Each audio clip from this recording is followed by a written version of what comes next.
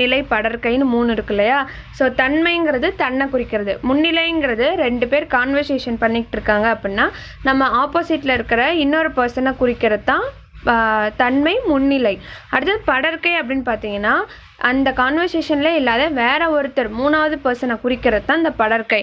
So இந்த குடித்தாரை அப்படிங்கிறது பார்த்தீங்க அப்படின்னா வேற ஒரு பர்சனை குறிக்கிற மாதிரி தான் இருக்கும். ஸோ இப்போ இங்கே என்ன கொடுத்துருக்காங்கன்னு நம்ம பார்க்கலாம். ஸோ இதுதான் வினையாளனையும் பெயர். வினையாளனையும் பெயரும் ரொம்ப ஈஸியாக இருக்கும். ஆனால் நாளைக்கு பார்க்க போகிற தொழில் பெயர் பார்த்தீங்கன்னா தொழில் பெயரில் மொத்தமாக ஒரு 7 டைப் இருக்குது. ஸோ அந்த 7 டைப்பையும் நம்ம டிஃபைன் பண்ணி ஒரு வீடியோ போடுவோம்.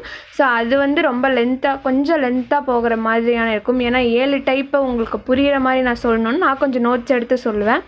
ஸோ அதனால் அந்த வீடியோக்கு அப்புறம் தான் நம்ம தொழில் பெயர் வேர் சொல்ல எப்படின்னு சொல்லி பார்க்க போகிறோம். ஸோ இந்த வினை முற்று கூட நம்ம வேற்றுமை உருவான ஐயை சேர்த்தி தான்